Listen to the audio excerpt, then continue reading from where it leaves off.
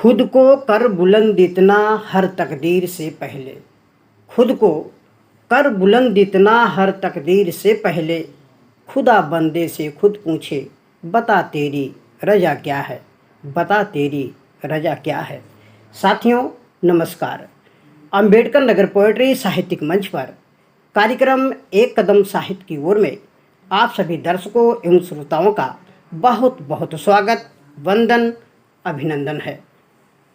साथियों, साहित्य सदैव समाज के हित की धारणा अवधारणा लिए हुए जनहित कल्याण के लिए कार्य करता रहा है और साहित्यकार हमेशा अपने द्वितीय नज़रों से, अपने अद्वितीय परखों से कहीं न कहीं समाज को बड़े नज़दीकी से परखता है, देखता है, समझता है और उसमें निहित तमाम प्रकार के बुराइयों को दूर करने के लिए अपने थिरकती लेखनी से, अपनी थिरकती हुई लेखनी से, कलमों की ताकत से कहीं न कहीं समाज के उन बुराइयों को, कुरीतियों को, अंधविश्वासों को बड़े ही सहायता से दूर करने का प्रयास करते रहे हैं।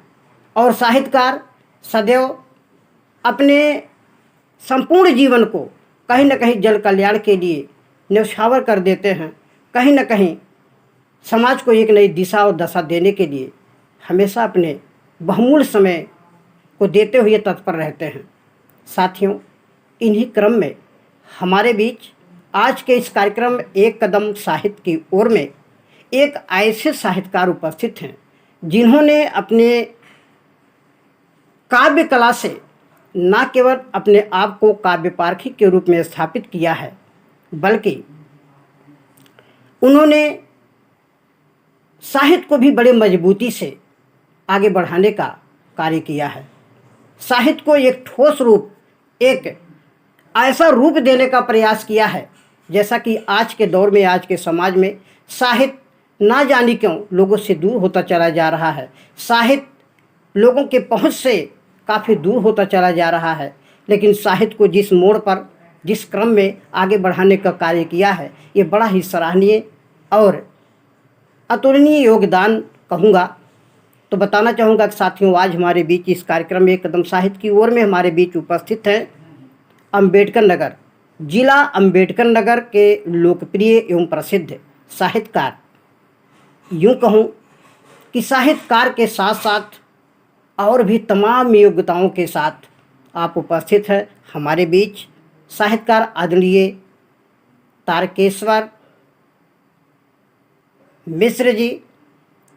और साहित्य के क्षेत्र में यदि उनकी सफलता के साथ उनका नाम लूं तो तारकेश्वर मिश्र जिज्ञासु जी हमारे बीच उपस्थित हैं। सबसे पहले साथियों, मैं आपके बीच आपका बहुत बहुत स्वागत, वंदन, अभिनंदन करता हूं। बहुत बहुत धन्यवाद आपका कि आप यहाँ दर्शन दिए, और मैं आप सभी श्रोताओं का भी अभिनंदन करता हूँ, स्वागत करता हूँ चैनल के माध्यम से कि आप साहित्य को समाज से जोड़ करके जो आपका ये कदम है लोगों से मिलने का, साहित्यकारों से संवाद करने का, साहित्यकारों के बारे में जानने का या लोगों को रूबरू कराने का, उनकी गतिविधियों से लोगों को जानकारी देने का जो प्रयास है वो बहुत ही सराहनीय है। इसके लिए मैं आपको मुबारकबाद देता हूँ। जी बिल्कुल, बहुत बहुत आभार, बहुत बहुत धन्यवाद हमारे दर्शकों के स्वागत, वंदन, अभिनंदन के लिए कि आप के मुखार बिंदुओं से हमारे दर्शकों का स्वागत हो रहा है। ये हमारे लिए बड़े सौभाग्य की बात है और ख़ासकर हमारे चैनल के लिए भी बड़ा सौभाग्य की होगा कि आप जैसे साहित्यकार इस मंच पर आकर के समाज के लिए कहीं ना कहीं दो शब्द बोलते हैं, समाज को एक नई दिशा और दशा देने के लिए बहुत कुछ कर जाते हैं। तो ये मंच कहीं ना कहीं आपको पा करके बड़ा गौरवान्वित है। आदरणीय, मैं आगे बढ़ूं, चर्चा पर चर्चा के क्रम में हम आगे बढ़ें। इसके पहले मैं चाहूँगा कि हमारे दर्शक साथी संक्षिप्त परिचय के रूप में आपसे परिचित होना चाहेंगे, तो मैं चाहूँगा कि जीवन परिचय जरूर हमारे दर्शकों से परिचित हों। आप अपना जीवन परिचय बताएं और ख़ासकर आपका जीवन यात्रा किस प्रकार से साहित्य यात्रा में बदल गया, मैं चाहूँगा कि हमारे दर्शकों से ज़रूर रूबरू कराएं इस बात को। मैं स्वागत करता हूँ, अपने जीवन परिचय, साहित्यिक परिचय के साथ बिल्कुल बिल्कुल। परिचित हूँ। जी, स्वागत है। आपका जो है परिचय के रूप में मैं बताना चाहूँ कि मेरा, जैसा कि आपने बताया, जनपद अम्बेडकर नगर, तो यहाँ मुख्यालय से लगभग 45 किलोमीटर दूर भियाँव विकास खंड के ग्राम पंचायत अहिरौली गांव में मेरा जन्म हुआ। पैतृक जन्मभूमि है। और वहीं से जो परिवेश रहा मेरा, पढ़ाई लिखाई प्राइमरी जूनियर वहीं रहा, और उसके बाद फिर आगे हम बढ़ते रहे। तो गांव परिवेश है, ग्रामीण परिवेश था उस समय। आज के 40 साल पहले, 45 साल पहले जो वहाँ का माहौल था वो ये खेती किसानी, और तब वो टेक्नोलॉजी नहीं थी, तब वो तरक्की नहीं थी, वो डिजिटल इंडिया नहीं था, वो एजुकेशन का उतने संसाधन नहीं थे। आज 5G टेक्नोलॉजी, 6G टेक्नोलॉजी, तमाम जो है मोबाइल हाईटेक और लैपटॉप टैबलेट, ये सारा सब कुछ है। लेकिन उस समय केवल किताबें ही हुआ करती थी, वो भी सीमित मात्रा में। तो वहाँ से जो है मेरी शैक्षिक यात्रा, और बाद में साहित्यिक यात्रा के बारे में अगर बात करूँ तो ग्रेजुएशन के बाद जब मैं बीएड कर रहा था प्रतापगढ़, तो वहाँ कुछ इस तरह का माहौल बना रचना लिखने का। तो मेरी रचनाएं बिल्कुल सीधे सरल संवाद, या यूँ कहिए कि नई कविता के रूप में जो है मेरी अवतरित हुई। रचनाएं मेरी जो है अमर उजाला और ऐसे दैनिक जागरण अखबार के माध्यम से मेरा कुछ जो रचनात्मक सृजनात्मक था वो प्रकाशित हुआ। तो उस समय एक खुशी होती थी, और जाहिर सी बात है, वो स्वाभाविक है कि शुरुआती व्यवस्था में जब कोई जो है अपने को प्रकाशित पाता है अखबार में, पत्र पत्रिका में, तो उसका उत्साह बढ़ता है, और वो जो है बहुत उत्साहित होकर के उस दिशा में आगे बढ़ता है। और मैं नाम लूँ जो है स्वर्गीय अनवर जलालपुरी साहब, जो कि हमारे अंतर्राष्ट्रीय मंच संचालक, शायर, और वहीं एनडी इंटर कॉलेज जलालपुर मुख्यालय में इंग्लिश के प्रवक्ता थे, अंग्रेजी के प्रवक्ता जी। उनका भी जो है बाद में हमें ग्रेजुएशन के बाद जो है उनसे भी मिलने जुलने का अवसर मिला जी। तो इससे मेरे अंदर एक संचालक बनने का, और साहित्य को जो है, साहित्य के शेर जो है मुझे बहुत प्रभावित करते थे। उनको एक बार यहाँ मुख्यालय पर बीएन इंटर कॉलेज में कार्यक्रम था, तो वहाँ मैं उनको सुना। कोई शेर से उन्होंने शुरुआत की कि तुम्हारे घर में दरवाज़ा है, तुम्हारे घर में दरवाज़ा है, मगर तुम्हें खतरे का अंदाज़ा नहीं। हमें खतरे का अंदाज़ा है, पर हमारे घर में दरवाज़ा नहीं। बहुत सुंदर। बहुत अच्छी खासी तादाद थी श्रोताओं की, मंच भी गौरवान्वित था, और मैं देखा पूरी खामोशी छा गई। तो ये होता है जलवा एक मंच संचालक का। उसी दिन से मेरे मन में लगा कि मुझे भी इस रूप में जो है, इस किरदार में कहीं न कहीं होना चाहिए। और ऊपर वाले को धन्यवाद दूंगा, माँ बाप के आशीर्वाद से मैं आज जिस किरदार में हूँ, जो कुछ कर पा रहा हूँ, उससे कहीं न कहीं मुझे संतुष्टि का भाव नज़र आता है। जी धन्यवाद। बिल्कुल बिल्कुल, बहुत अच्छा। और बड़े सुंदर तरीके से आपने अपनी जीवन यात्रा किस प्रकार से शैक्षिकता से होते हुए साहित्यिक यात्रा तक आपने कैसे सफ़र किया, ये बड़े ही सुंदरता से आपने हमारे दर्शकों के बीच रखा। मैं इसी क्रम में थोड़ी सी और जानकारी अपने दर्शकों के बीच ले चलना चाहूँगा। अब तक साहित्य के क्षेत्र में आपकी उपलब्धियाँ क्या रही है? कहाँ तक साहित्य के क्षेत्र में आपने समाज के लिए, लोगों के लिए, साहित्य के लिए आपने क्या किया है? अब तक आपकी उपलब्धि क्या रही है? बिल्कुल आपकी बातें सही है। जैसा कि मैंने बताया कि शुरुआती हिसाब किताब पत्र पत्रिकाओं में छपने का था, अखबारों में छपने का था। तो स्वतंत्र भारत एक अखबार हुआ करता था जी। वहाँ पे मेरी सृजनात्मकता जो है तमाम, वहाँ कंटेस्ट हुआ करते थे, या पत्र मित्र इस तरह का एक पत्रिका आती थी उस दिनों, तो उसमें आया। तो इससे जो है मेरा वो हुआ कि मैं जो है, मेरी फ़ोटो, मेरा अखबार में नाम, इस तरह आया। और रचना जब मैंने शुरू की लिखने का, तो सीधे सरल मैं समझता हूँ, एक रचना मैंने लिखी थी, रिश्ते जी। कि रिश्तों के जाल में उलझा मनुष्य रिश्तों को जोड़ता है, रिश्तों को तोड़ता है, रिश्तों की परिभाषा बतलाता है, रिश्तों को वर्गीकृत करता है, रिश्तों को पहचानता है, लेकिन क्या कारण है, अंत में वही मनुष्य रिश्तों को कोसता है, रिश्तों को नफरत की आंधी में झोंकता है। क्या एक आश्चर्य नहीं? सोचिए। इस तरह की कविता हमारी अमर उजाला में प्रकाशित हुई। मुझे लगता है ये पहली कविता थी, और यहीं से फिर लिखने पढ़ने का उत्साह बनता गया। और नई कविता के रूप में, नई कविता के कलेवर में मेरी पहली किताब जो है, एक आईना जिज्ञासु की कलम से, रवीना प्रकाशन दिल्ली, और इसमें हमारे एक साहित्यकार वरिष्ठ जो हमारे जान पहचान के थे, उदय नारायण सिंह निर्झर साहब, जी उनका भी सहयोग रहा टाइपिंग और प्रिंटिंग में, कंपोजिंग में। तो ये रवीना प्रकाशन दिल्ली के सौजन्य से हमारी किताब आई और इसमें सब नई रचनाएं हैं। और मैं समझता हूँ कि 20-25 साल पहले का हिसाब किताब जो मन मस्तिष्क था, जो चिंतन था, जो उस समय दिशा दशा थी समाज की, जी सियासत की और देश परिवेश की, उसका चित्रण जो है इन रचना और इस काव्य संग्रह में हुआ है। जी जी तो बिल्कुल। इसी के बाद जो है फिर लिखने पढ़ने का मन बनता गया। क्योंकि मैं संचालन का शौक था, मैंने आपको बताया, तो संचालन में जो है ज़्यादातर शेर प्रयोग किए जाते हैं, 2 लाइन में 4 लाइन में मुक्तक का प्रयोग होता है। जी तो इस विधा में भी मेरा मन जो है आया और मैं लिखने की कोशिश किया। और मुझे लगता है कि आज की तारीख में मुझे 2 लाइन किसी भी विषय वस्तु पर लिखने का एक बहुत आसान, मुझे लगता है इतना अभ्यास हो गया लिखने की अनवरत प्रक्रिया में।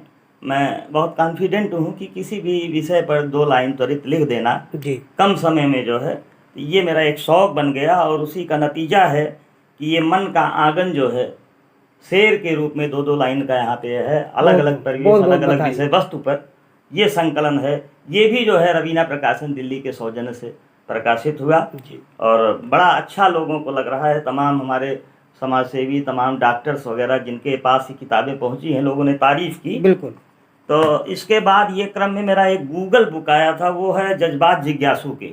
जी तो गूगल बुक था तो हर कोई कहाँ मतलब जो है उसको कलेक्ट कर पाता, और लोगों का जो है उतना मन नहीं बनता जो है मोबाइल पर। आजकल तो तमाम तरह के सामग्री मौजूद हैं, जो मन मस्तिष्क मनोरंजन रील कल्चर है। जी तो ऐसे में जो है आदमी कहाँ टिक पाता है जो है किसी वेबसाइट और किसी उस पर जो है।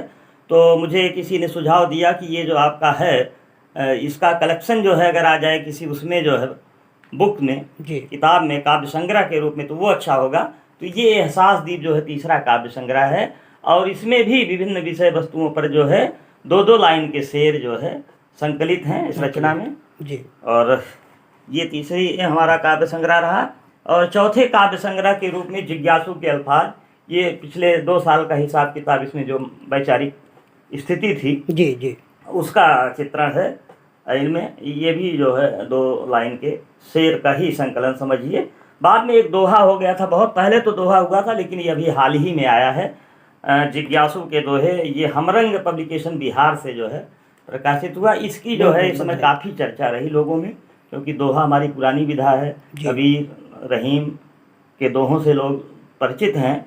तो ये दोहा जो है हमारा काफ़ी जो है चर्चित हुआ। अब बहुत बहुत धन्यवाद हमरंग प्रकाशन, रवीना प्रकाशन दिल्ली। जी बहुत बहुत बहुत बहुत बधाई देना चाहूँगा आपके इन तमाम साहित्यिक योगदान और उपलब्धियों के लिए। चूँकि वास्तव में किताब एक ऐसी संकलित विचारों का संग्रह है जो वास्तव में जीवन को पलट कर रख देता है, और हर इंसान कहीं न कहीं जो अपने हृदय में परिवर्तन लाता है वो खासकर या तो देखकर या तो पढ़कर लाता है। और आपकी ये पुस्तकें, मुझे पूर्ण रूप से विश्वास है कि आपकी ये पुस्तकें समाज को एक नई दिशा और दशा देने में पूर्णतया सफल होगी। और मैं चाहूँगा कि हमारे दर्शक साथी जो भी इस कार्यक्रम को देख रहे हैं अवश्य ही इस किताब को मंगाएं और पढ़ करके उसका आनंद लें, और हृदय में कहीं न कहीं हृदय स्पर्शी इस रचनाओं को पढ़ करके आप भी एक अपने जीवन में परिवर्तन लाने का प्रयास करिए। बिल्कुल बहुत अच्छा लग रहा हो, बहुत बहुत बधाई। इसके साथ साथ साथियों में बताना चाहूँगा कि आप एक ऐसे मंच संचालक और साहित्यकार हैं जिन्होंने न केवल पुस्तक के माध्यम से समाज में अपनी ख्याति प्राप्त की है, बल्कि आपने बहुत सारे मंचों पर, बहुत सारे कार्यक्रमों में, बहुत सारे आप उपहार या यूँ कहूँ कि सम्मान पत्र प्राप्त किया है। मैं दिखाना चाहूँगा आप सभी दर्शक साथियों को कि आपने बहुत सारे उपलब्धियों को पाया है साहित्य के क्षेत्र में समाज के द्वारा। बहुत बहुत धन्यवाद।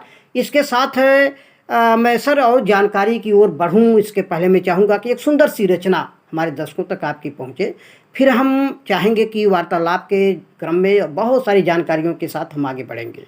जी बिल्कुल, बहुत अच्छा आपका सवाल रहा कि एक रचना जो है, तो मुझे होता है ना, जैसे पहला प्रभाव जो है या पहली उत्पत्ति या पहला पौधा या पहली फसल किसान की, तो उसी तरह से हमारे साहित्य की जो पहली उपज रही वो रहा एक आईना जिज्ञासु की कलम से। मैं कोशिश करता हूँ कि इसी से कुछ सुना दूँ, क्योंकि नए कविता का परिवेश है।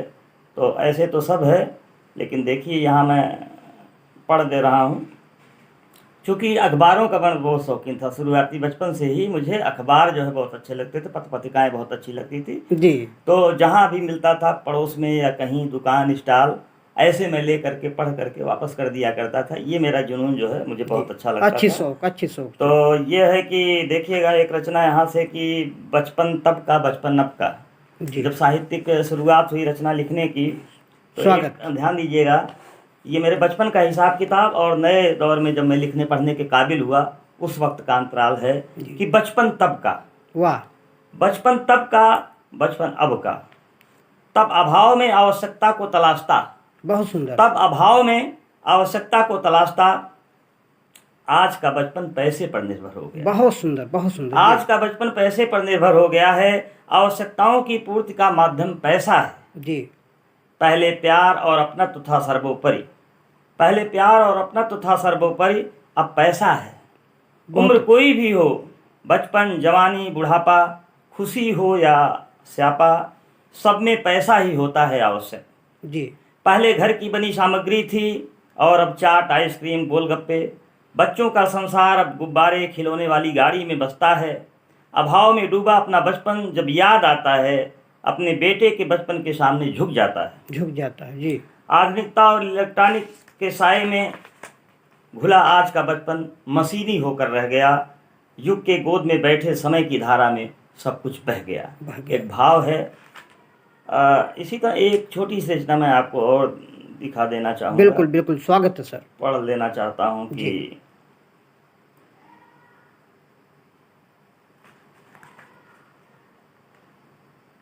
जी, तब तक मैं अपने दर्शक साथियों से कहना चाहूँगा कि साथियों, वास्तव में जिस प्रकार से आपने रचना को सुना, आज के दौर में पैसे के महत्व पर जो ये रचना लिखी गई है, कहा जाता है कि पैसा अगर ईश्वर नहीं है तो वास्तव में पैसा ईश्वर से कम भी नहीं है। कहीं न कहीं आज मानव जीवन आर्थिक जीवन बन गया है, अर्थ पर निर्भर हो गया है। और ये रचना वास्तव में आज के समाज के केवल पैसे पर ही नहीं लिखी गई है, बल्कि पैसे के माध्यम से समाज किस प्रकार से अपनी दशा को बदल रहा है, लोग कैसे अपनी मानसिकता को बदल रहे हैं, ये सारी परिदृश्य को कहीं ना कहीं ये रचना प्रदर्शित करती है। तो बड़ी ही सुंदर रचना रही। आइए हम अगली रचना की ओर चलते हैं और मैं चाहूँगा कि यादव आप अपनी सुंदर सी रचना प्रस्तुत करें मेरे दर्शकों के बीच। मैं इसी कविता से जो है एक भावपूर्ण रचना जो है वैचारिक यात्रा पर सुना रहा हूँ कि अस्तित्व को बचाने की फिराक में, वाह, अस्तित्व को बचाने की फिराक में वह युवक जिसके चेहरे से उसकी मासूमियत स्पष्ट झलकती थी, एक सोची समझी तरकीब चाहा था देने को अंजाम, लेकिन दुर्भाग्य से हो गया वो नाकाम। पड़ोसियों की फिक्री व फप्तियाँ सुन एक पल को उसका खून खौल उठा था, लेकिन संभल गया था वो। कुछ आक्रामक रुख अख्तियार करने में आखिरकार वो दिन भी आया जब एक अवसर मिला। चाहता तो वो पूरी कीमत वसूल सकता था उसकी थोती फिक्री व फप्ती का, लेकिन पुनः एक अनचाहा अप्रत्याशित अवसर को गंवाना मुनासिब समझ कुछ अलग ढंग से सोचने की जिज्ञासा को बलवती कर निश्चिंत होकर मंथन किया था। एक सुपरिणाम दृष्टिगोचर हुआ था, खुद को संतुष्टि मिली थी। नज़र घुमाई थी चहुओर उसने, शायद वो खींचता एक दो चेहरों से मुखातिब होकर, लेकिन वो संयमित हो चुका था। ढांढस बाद वो चुप्पी साध लिया था, शायद वो मानवीय प्रकृति से संघर्ष लेने की मुहिम छेड़ रखी थी, लेकिन उसके आंखों की चमक देख मैं संशयग्रस्त हो गया था कि दृष्टिकोण क्या मेरा हो सकता है उस जैसा। वाह, तो ये हमारी वैचारिक, बहुत सुंदर, बहुत सुंदर, बहुत ही सुंदर। वास्तव में कहा जाता है कि जहाँ न पहुँचे रवि वहाँ पहुँचे कवि, और आपकी रचना पूर्णतः ये बात को स्पष्ट कर रही है और स्पष्ट भी कर रही है कि ये कवि अपने उस नज़रिए से किसी चीज़ को देखता है, कहीं ना कहीं अलग नज़रिए से देखता है, जिस नज़रिए से आम जनता किसी चीज़ को देखता है। बिल्कुल आपकी रचना पूर्णतः स्पष्ट कर रही है कि आम जनता की सोच और एक कवि की सोच कैसे अलग होती है और कैसे हर चीज़ को मानवता के दृष्टिकोण से ये कवि देखता है। बहुत ही अच्छी रचना रही आपकी ये। सर, इसी क्रम में चूँकि मैं देख रहा हूँ कि इतनी ऊंची ऊंची रचनाएं, हृदय स्पर्शी रचनाएं। एक साहित्यकार बड़े मेहनत और परिश्रम से लिखता है, रचता है, पन्नों पर उतारता है अपनी भावनाओं को। किंतु बड़ी दयनीय स्थिति यह है, और ये प्रश्न के रूप में, जानकारी के रूप में आपसे मैं जानना चाहूँगा कि आज के दौर में साहित्य लोगों से दूर होता क्यों चला जा रहा है? बिल्कुल, आपका प्रश्न जो है जायज़ है। बहुत पहले से सुनते आए हम, बचपन से ही किताबों के द्वारा, लोगों के द्वारा, कि साहित्य समाज का आईना है। जी। साहित्य समाज का आईना है, या शिक्षक समाज का आईना है, शिक्षक समाज का नेतृत्व करता है। तो ऐसे में एक शिक्षक के रूप में आज की तारीख में जो अपना शिक्षण क्षेत्र है, उसके साथ जो हमारी साहित्यिक भूमिका है, तो एक शिक्षक होने के नाते, एक साहित्यकार होने के नाते बिल्कुल मैं आपके प्रश्न से जो है सहमत हूँ। मुझे कुछ पंक्तियाँ याद आ रही हैं कवियों के हवाले से, कि दिन ब दिन दूरी बढ़ा के सादगी से आदमी, बहुत सुंदर। दिन ब दिन दूरी बढ़ा के सादगी से आदमी, दूर होता जा रहा है आदमी से आदमी। वाह। अब कौन समझेगा दर्दे नेहा दोस्तों, आदमी आदमी अब कहाँ है दोस्तों। वाह वाह, बहुत सुंदर जी। पहले वाली वो चौपाल नहीं रही, पहले वाला जो है वो परिवेश नहीं रहा। कहते हैं कि बुजुर्ग कहते थे कि आवा बैठा पिया पानी, गांव में जी। आवा बैठा पिया पानी, तीन चीज़ अनमोल बिकानी। यानी ये इस तरह का जो संवाद होता था, ये हमारे आज के 25-30 साल पहले, 40 साल पहले ये आबाद संस्कृति थी, कि घर पर कोई अगर पड़ोसी भी आ गया तो एक कल्चर थी कि उसको बैठाइए, उसकी आवभगत करिए, पानी पिलाइए, प्रथम ये स्वागत आगत होता था। जी जी। लेकिन आज की तारीख में आप देखेंगे बहुत पीछे छूट गया। आज तो दौर स्वार्थवादिता का है, स्वार्थवादी यूज एंड थ्रो कल्चर आप समझिए। बिल्कुल कि आपकी ज़रूरत खत्म, आपका सम्मान खत्म। ज़रूरत आ पड़ी, पैरों में सर जो है लगा देंगे, सर माथे कर लेंगे। तो ये जो तात्कालिक जो है कुछ पाने का, अपना उल्लू सीधा करने का, ये जो संस्कृति है, ये हमारे समाज के लिए और मानवता के लिए कतई जो है अच्छी नहीं है। जिसका नतीजा ये है कि आदमी चंद रुपयों के लिए, चंद ज़मीन के टुकड़ों के लिए अपने खूनी रिश्तों को जो है परवान चढ़ा देता है। आज जो तमाम रिश्ते हैं वो शर्मसार हो रहे हैं। बिल्कुल बिल्कुल, चाहे वो भौतिकतावाद में, चाहे वो हवस में, चाहे मोहब्बत इश्क में, जो है तमाम तरह की परिभाषाएं चैनल के माध्यम से, अखबारों के माध्यम से, और जीता जागता उदाहरण है हमारे गांव की बस्तियां, हमारे गांव का जो परिवेश, ये जो है समाज का एक विद्रूप जो है रंग जो दिखाई पड़ रहा है। वैसे तो हम बहुत आगे हो गए हैं टेक्नोलॉजी के मामले में, एजुकेशन की फील्ड में, तमाम जो है हमारी वैज्ञानिक उपलब्धियां जो है पूरे विश्व में जो है अपना परचम लहरा रही हैं। हमारी प्रतिभाएं जो है बोल रही हैं, डंका बज रहा है हमारे संस्कृति का। लेकिन जो परिवेश बदल गया, जो नया दौर आ गया, अपनी मिट्टी पे चलने का सलीका सीखो। किसी शायर ने लिखा कि अपनी मिट्टी पे चलने का सलीका सीखो, संगमरमर पे चलोगे तो फिसल जाओगे। बहुत तो आज की 21वीं सदी जो हाईटेक है, मोबाइल कल्चर है, रील कल्चर है, तो आज के दौर में फुर्सत नहीं कि जिज्ञासु के दोहे को पलट करके देख लिया जाए या कुछ पढ़ लिया जाए कि मिथ्या या संसार है, बात यही लो मान, पहले डूबो भक्त में फिर पाओ भगवान। कबीर कहाँ पढ़ने गए थे, रहीम की कौन सी शिक्षा रही, लेकिन चिंतन इतना प्रभावशाली था। उनका जो है परिवेश जो है, जिस मिट्टी में पले बढ़े, जो संगत जैसी संगत वैसी रंगत कि प्रभु का सीधा जो है संवाद होता रहा। और उन्होंने जो लिख दिया, आज भी हमारे स्कॉलर्स, टॉपर्स जो है उनको रिसर्च कर रहे हैं, रिसर्च का विषय वस्तु बन गया है। और जो हमारे प्रवचन हैं, जो महात्मा हैं, साधु संत हैं, चाहे वो भगवत गीता के माध्यम से, चाहे वो राम के चरित्र चित्रण के माध्यम से, राम कथा के माध्यम से, और तमाम जो है प्रवचन में इन सब का प्रयोग हो रहा है। रहीम का, कबीर के दोहे जो है पूरी तरह से नज़र आते हैं। लेकिन आज मोबाइल की रील कल्चर ने लोगों की पढ़ाई को, घर परिवार के अनुशासन को, समाज का जो सुख देने वाला हिसाब था, व्यवहार था, उससे दूर कर दिया। जी बिल्कुल, बहुत सही आपने कहा। और खासकर आज के युवा वर्ग को, आज के अभिभावक जिम्मेदार व्यक्ति को इस बात को बड़ी गहराई से लेना चाहिए कि वास्तव में जो हम बच्चों तक मोबाइल का प्रवेश करा चुके हैं या हम खुद मोबाइल लेके बैठे हैं, और मोबाइल कहीं ना कहीं टेक्निकल युग के समय में बड़ा आवश्यक चीज़ है, किंतु उसका प्रयोग कहते हैं कि कोई चीज़ वैसा नहीं होती जैसा कि वो है, बल्कि वो वैसा है जैसे कि हम हैं। तो कहीं ना कहीं हमारे नज़रिया पर निर्भर करता है कोई चीज़।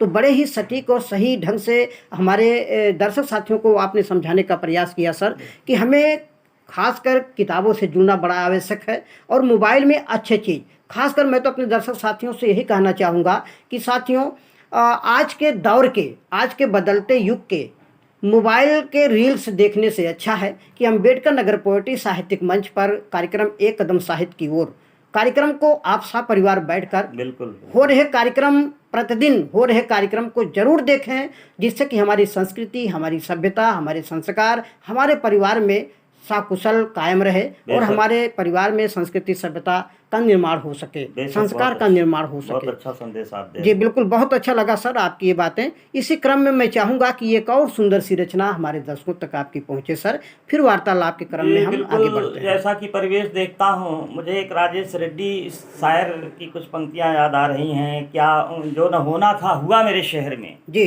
जी राजेश रेड्डी बड़े शायर हैं जी और मंच पर भी लिखे हैं और उनकी साहित्यिक यात्रा भी है। तुमने लिखा, जो न होना था हुआ मेरे शहर में, खौफ का जंगल उगा मेरे शहर में, और छत पे बैठे परिंदे अचानक क्यों उड़ गए। वाह छत पे बैठे परिंदे अचानक क्यों उड़ गए, क्या कहीं कोई गोली चली, क्या कहीं कोई गोली चली या बम फटा मेरे शहर में। वाह वाह वाह वाह, तो बहुत सुंदर। साहित्यकार या कवि जो देखता है समाज में, नज़र वहीं पर टिकती है और उसी को शब्दों में ढालता है। तो मेरा मन ये है कि एक मुक्तक मैं आपको अपना मुक्तक जो है सुना दूं। मैंने संदेश दिया कि प्रेम की चादर हर तरफ फैला क्यों नहीं देते, प्रेम की चादर हर तरफ फैला क्यों नहीं देते, नफरत का साया जहां से मिटा क्यों नहीं देते, और गोली बम बारूद का शौक है कुछ लोगों को, वाह। गीत मोहब्बत का उनको सुना क्यों नहीं देते, गीत मोहब्बत का उनको उनको सुना क्यों नहीं सुना क्यों नहीं देते। बहुत सुंदर। तो भाव ये है कि आप जब साहित्यिक रचना, साहित्यिक परिवेश में आएंगे तो आपके सोचने का तौर तरीका बदलेगा, आप चिंतन मनन की तरफ जाएंगे और चिंतन जो है वो जब साकार होगा, सकारात्मक होगा, तो निश्चय ही उससे सुख की अनुभूति होगी। किसी शायर ने लिखा कि सोच को बदल दो, सोच को बदल दो, सितारे बदल जाएंगे, नज़र को बदलो, नज़ारे बदल जाएंगे, जी और कश्ती को बदलने की ज़रूरत नहीं, दिशाओं को बदलो, दिशाओं को बदलो, किनारे बदल जाएंगे। बहुत सुंदर, बहुत सुंदर। कहते excess of everything is bad, यानी अति सर्वत्र वर्जित। तो मोबाइल सुविधा भी है और मोबाइल दुविधा भी है। जी तो आज हाईटेक इस दौर में, डिजिटल इंडिया के दौर में बहुत कुछ आसान हो गया है, और अब तो एआई और चैट जीपीटी का दौर है। तो इसने तो काम जो घंटों में होता था वो काम सेकंडों और मिनटों में होने लगा है। तो ये टेक्नोलॉजी तो ठीक है, लेकिन इसकी जो अत्यधिक इसका प्रयोग जो है, कहीं न कहीं इसके दो पक्ष होते हैं। जैसे हर के दो पहलू होते हैं, एक पॉजिटिव एक निगेटिव, उसी तरह इसका नकारात्मक भी है और सकारात्मक भी है। ज़रूरी ये है कि हम सकारात्मक की तरफ चलें, ज़रूरी ये है कि प्रकृति से भी हम रिश्ता जोड़ कर रखें। अभी मैं कहीं पढ़ रहा था, केदारनाथ सिंह जो हमारे वरिष्ठ साहित्यकार स्वर्गीय रहे, उनकी पंक्तियाँ कि मुझे लगता है, उन्होंने लिखा कहीं कि मुझे लगता है कि पेड़ आदमी का पहला घर था। बहुत सुंदर। अभी विश्व पर्यावरण दिवस 5 जून मनाया गया, तमाम पेड़ लगाए, फोटो खिंचाया लोगों ने और उसको सोशल मीडिया पे किया। पेड़ को लगाना तो जरूरी है ही, लेकिन जिसे लगाना जरूरी है उसे बचाना भी जरूरी है। खाद, पानी, संरक्षण, उसको बाढ़ में यूं नहीं कि पेड़ खुले में रख गया तो कल को बकरी आके चल गई, कोई जानवर आके चल गया, किसी ने तोड़ दिया, नुकसान पहुंचा दिया। तो ये चीजें हैं, बचाना भी जरूरी हाँ, बचाना भी जरूरी है। तो ये एक साहित्यकार के रूप में एक चिंतन है। तो वही बात महात्मा स्वामी विवेकानंद के शब्दों में मैंने आज लिया सोशल मीडिया पे, उठो जागो बचाओ और बढ़ाओ। बहुत सुंदर जी। उठो जागो और पहले घर को बचाओ और बढ़ाओ। केदारनाथ सिंह की पंक्तियों से मैं प्रेरित हुआ। तो प्रकृति ही जीवन है। आप देख रहे हैं कि आज ग्लोबल वार्मिंग है, आज टेम्परेचर कहाँ से कहाँ जा रहा है, एक किस तरह जो है मौसम बदल गए हैं, एक ही दिन में कई जो है मौसम नज़र आते हैं। हिमाचल की एक जगह है फागू, एक साहित्यकार जब वहाँ गया, बहुत पहले की बात है, तो वहाँ का जो नज़ारा था, सर्दी गर्मी धूप छाँव, तो उसने लिखा कि यहाँ फागू में कुदरत ने खजाने किस कदर खोले, यहाँ फागू में कुदरत ने खजाने किस कदर खोले, अभी सर्दी अभी गर्मी अभी बारिश अभी ओले। वो एक फागू की बात थी, लेकिन मुझे लगता है कि आज जिस परिवेश में हम आप हैं, अंबेडकर नगर में ही कभी कभी ये दिखता है, कभी धूप है, अभी छाँव है, अभी पानी बरसने लगा, अभी कड़ी धूप हो गई। तो ये ग्लोबल वार्मिंग का असर है कि मतलब जो एक जाड़ा गर्मी सर्दी बरसात जो हमारी ऋतुएं हुआ करती थी, वो ऋतुओं का भी अस्थायित्व, उन ऋतुओं के भी लक्षण अब वो नहीं दिखाई पड़ते जिनके लिए वो जानी जाती थी, जिनकी जो पहचान थी उस पहचान से वो दूर होता जा रहा है। मतलब आज हमारा जलवायु संकट है, आज हमारा जो है परिवेश संकट में है, और जब परिवेश संकट में है, प्रकृति संकट में है, तो हमारा जीवन भी संकट में है। बिल्कुल, इस पर विचार करना बिल्कुल, होगा। बिल्कुल। और सर कहीं ना कहीं एक साहित्यकार बहुमुखी प्रतिभा का धनी होता है। वो हर तरीके से, हर विधा से समाज को, समाज के लोगों को एक नई दिशा और दशा देने का प्रयास बिल्कुल करता है। बिल्कुल।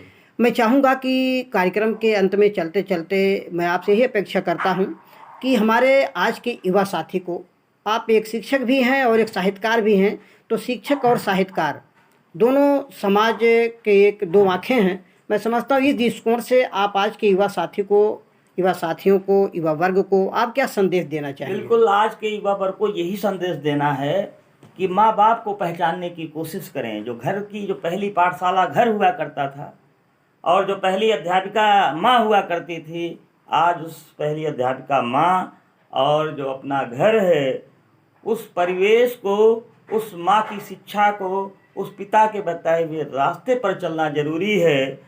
और चकाचौंध की दुनिया जो है उसमें सुख नहीं मिलना है, सुख मिलना है आपको हवा पानी और जो नेचुरल जैविक, जैसा कि आजकल जैविक सब्जियों पर जोर दिया जा रहा है, केमिकल सब भरे पड़े हैं, मिलावट के सामान भरे पड़े हैं। हमें ज़रूरत है कि अपनी मिट्टी से जुड़ें, पौधों से जुड़ें, पेड़ पौधों से जुड़ें, फूलों से जुड़ें, पक्षियों को देखें, प्रकृति के साथ रह करके। जैसे रूसो एक था जिसने शिक्षा की परिभाषा दिया था कि जीवन ही शिक्षा है, या प्रकृति को उसने महत्व दिया था।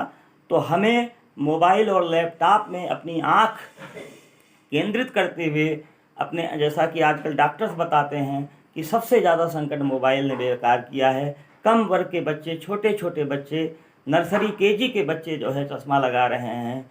और जो ये परिवेश है, एसी में हम कब तक रहेंगे, कूलर में कब तक रहेंगे, हमें पेड़ पौधों की हवा चाहिए। एसी वाले को बताते हैं जो एसी में रहेगा, हमारे संत महात्मा प्रवचन करते हैं, उसको आईसीयू में जाना पड़ेगा।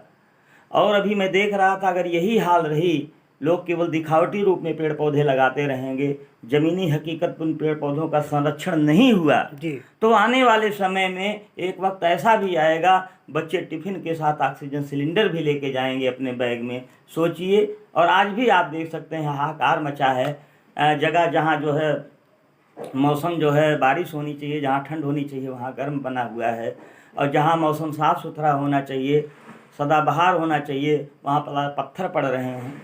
ये सब जो है बहुत बड़ा संकट है। तो क्या करेंगे हम उस विकास को लेकर के? विनाश की बुनियाद पर अगर विकास हुआ तो क्या मतलब?